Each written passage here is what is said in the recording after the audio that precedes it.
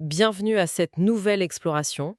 On plonge aujourd'hui dans une question fondamentale posée par Aristote il y a un sacré bout de temps.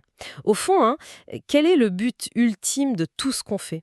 On vise tous des choses, mais y a-t-il une cible finale, le grand objectif? Oui, et c'est pile la question qui ouvre une œuvre majeure, vraiment incontournable, l'éthique à Nicomaque. C'est notre source principale aujourd'hui. On va se baser sur des extraits clés. D'accord.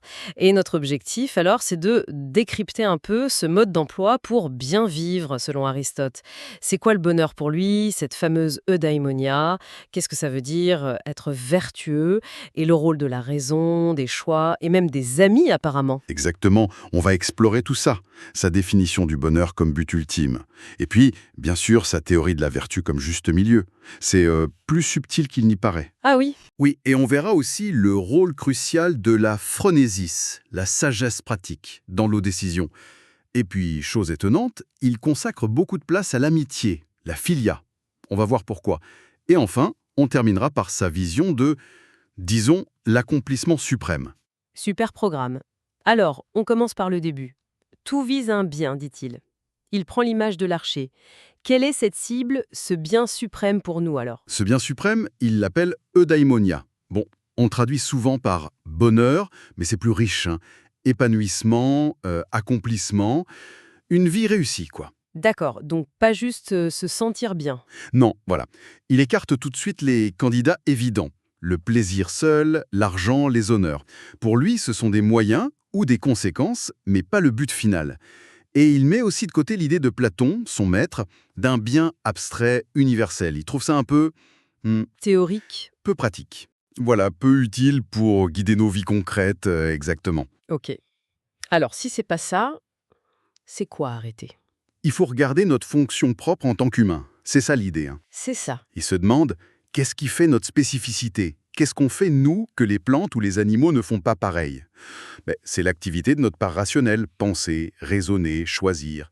Ah oui, la raison. Donc, le daimonia, le bonheur, ce serait d'exercer cette capacité-là, mais de la meilleure façon possible, c'est-à-dire conformément à l'arrêté.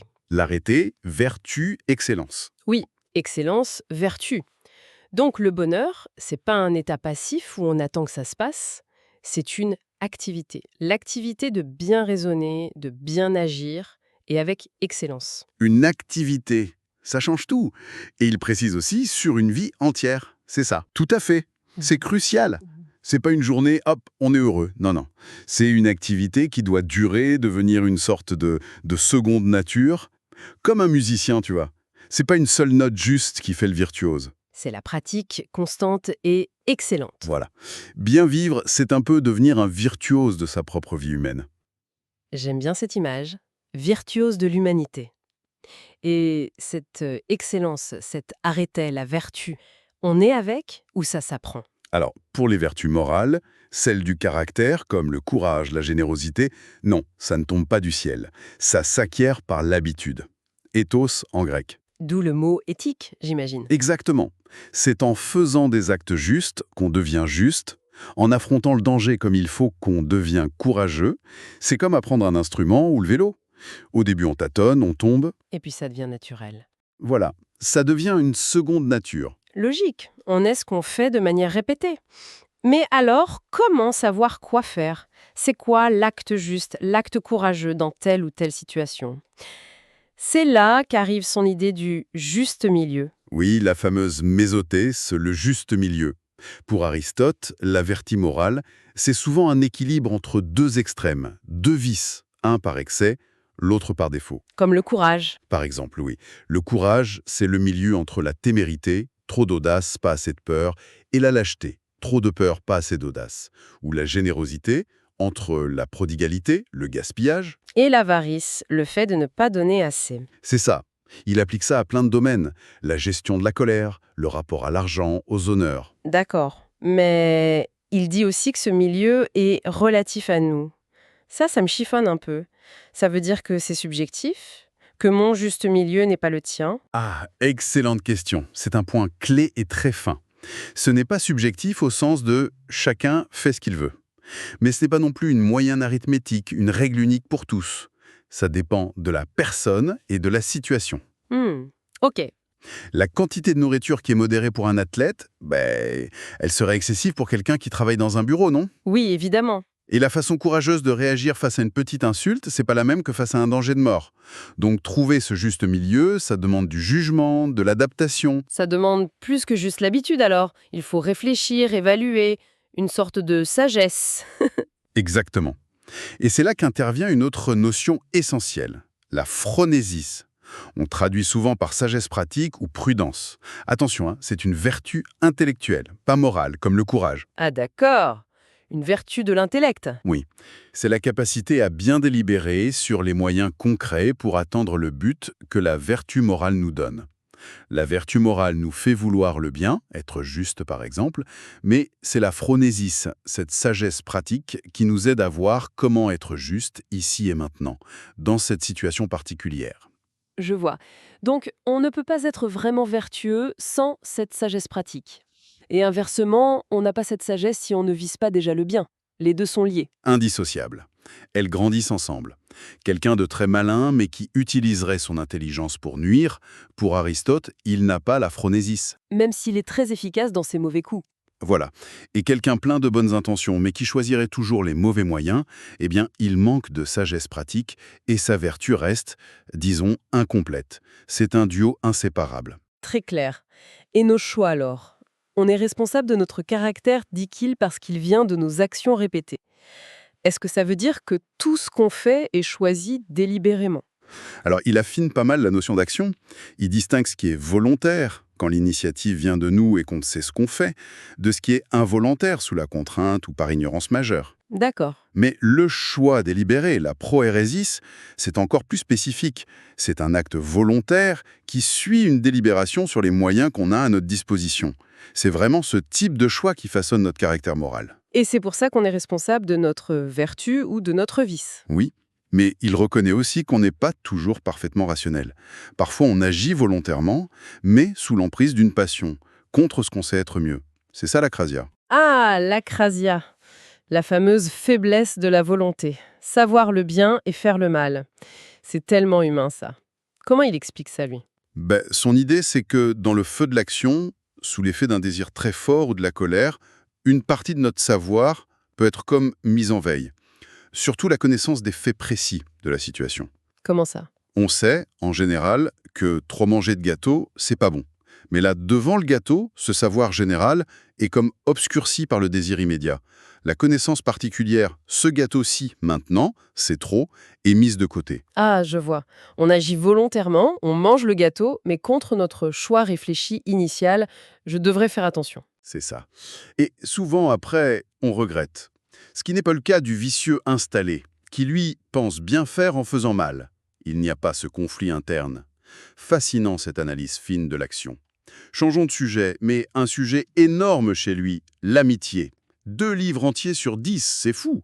Pourquoi c'est si crucial l'amitié pour bien vivre? Oui, c'est frappant. Pour Aristote, la philia, l'amitié, ce n'est pas juste un petit plus sympa dans la vie. C'est une nécessité absolue pour s'épanouir. Il dit « Personne ne choisirait de vivre sans amis, même avec tous les autres biens ». Carrément. C'est une vertu, ou en tout cas, c'est très lié à la vertu. Et il distingue 3 grands types d'amitié, selon ce qui nous attache à l'autre. 3 types. Lesquels? J'imagine qu'elles ne sont pas toutes égales. Non, en effet.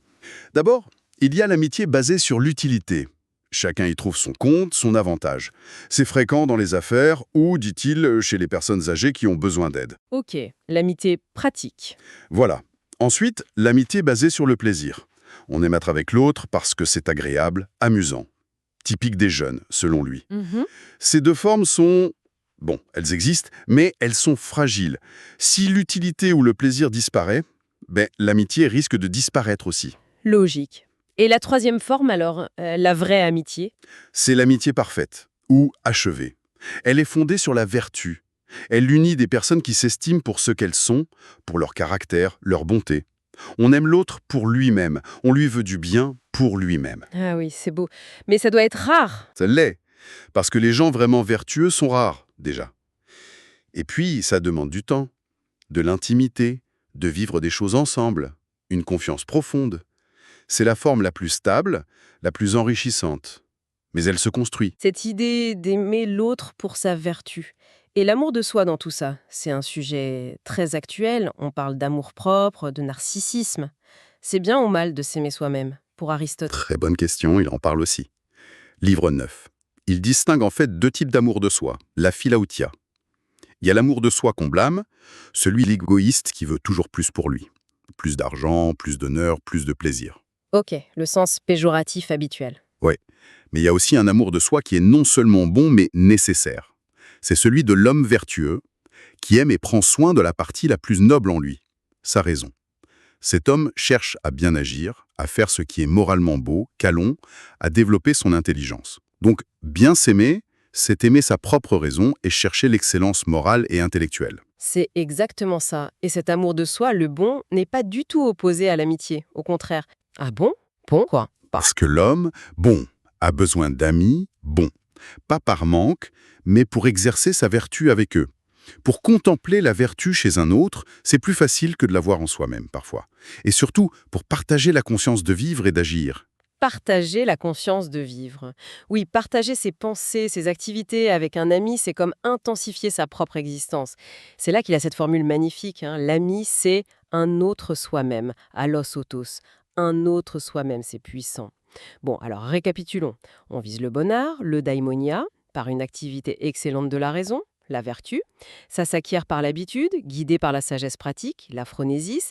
Et idéalement, on vit ça avec de vrais amis, la phila. Est-ce qu'on est arrivé au sommet là ou il y a encore une étape? Il y a un sommet ultime, oui, décrit dans le dernier livre, le livre X.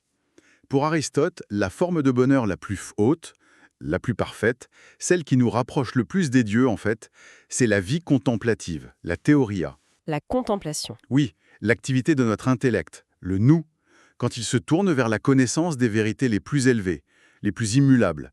La philosophie, la science pure, la compréhension du monde. La vie contemplative, ça peut sembler un peu désincarné, non? Réservé à quelques philosophes dans leur tour d'ivoire. Est-ce que ça diminue l'importance de la vie active, morale, politique? Alors, non, pas du tout. Il est très clair là-dessus. La vie selon les vertus morales, courage, justice, etc., guidée par la sagesse pratique, c'est la forme de bonheur proprement humaine. C'est celle qui correspond à notre nature complexe, avec un corps, des émotions, des relations sociales. C'est un bonheur essentiel, donc. Absolument essentiel. C'est un bonheur de second rang comparé à la contemplation pure, qui est plus divine, plus autosuffisante, plus continue, plus plaisante même, dit-il. Mais la vie morale et politique est indispensable pour nous en tant qu'humains vivant en société. D'accord, donc 2 niveaux de vie réussie en quelque sorte. Mais alors, concrètement, comment on fait pour que les gens s'engagent sur cette voie de la vertu, que ce soit la vie pratique ou pour certains contemplative? Il suffit de leur lire Aristote? Si seulement. Non, Aristote est assez réaliste là-dessus, peut-être même un peu. Pessimiste? Disons, lucide. Il pense que le discours rationnel seul, ça ne suffit pas pour la plupart des gens. Surtout ceux qui sont dominés par leur passion, la recherche du plaisir immédiat. Pour eux, la raison pèse pas lourd. Alors que faut-il? Il faut d'abord, idéalement, une bonne nature. Mais surtout, et c'est fondamental chez lui, il faut de bonnes habitudes. Et ces habitudes, elles doivent être prises dès l'enfance grâce à une bonne éducation. L'éducation. Oui. Et cette éducation, pour être efficace, doit être soutenue et même complétée par de bonnes lois dans la cité. Ah, on en revient à la politique, hein. L'éthique individuelle ne suffit pas, il faut le cadre collectif. Exactement, la boucle est bouclée. Pour qu'une communauté politique fonctionne bien et permette à ses membres de s'épanouir, il faut des lois justes. Des lois qui encouragent la vertu et découragent le vice, notamment via un système éducatif qui forme le caractère des jeunes. La loi a un pouvoir de contrainte que la simple raison n'a pas, sur tout le monde. Donc, la politique, au sens noble, c'est ce qui permet la vie bonne des citoyens? C'est son but ultime, oui, créer les conditions pour que chacun puisse atteindre la meilleure vie possible selon sa nature. C'est une vision vraiment très cohérente, très intégrée de la vie humaine. Si on devait garder quelques pépites de tout ça, moi je retiens le bonheur comme activité excellente de la raison. La vertu comme cet équilibre subtil, ce juste milieu à trouver avec l'habitude et la sagesse pratique. L'amitié véritable, essentielle, comme un miroir de soi.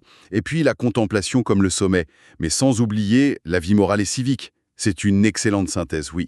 C'est une éthique qui demande un effort, une réflexion constante, c'est sûr. Mais c'est aussi une vision, je trouve, très optimiste du potentiel humain. On peut façonner notre caractère, on peut tendre vers une vie pleine de sens, en accord avec ce qu'il y a de meilleur en nous. Le bonheur, c'est pas de la chance, c'est une construction active. Et pour nous laisser matière à réflexion, cette insistance d'Aristote sur le rôle absolument crucial de l'éducation, dès le plus jeune âge, et des lois, pour former le caractère, et nous rendre capables d'écouter la raison. Oui, est-ce que ça ne nous interroge pas sur nos propres conceptions, peut-être très modernes, de la liberté individuelle absolue dans la formation morale? Quelle est vraiment notre part et quelle est la part de la société, de l'éducation qu'on a reçue, des lois, dans notre capacité même à viser cette vie bonne? Voilà une question qui montre bien qu'Aristote, plus de 2000 ans après, nous parle encore directement. Ses réflexions sur la vertu, le bonheur, la vie en commun, ça résonne fort. Bon, évidemment, on n'a fait qu'effleurer la richesse de l'éthique à Nicomaque, mais on espère que ça donne envie d'aller y voir de plus près.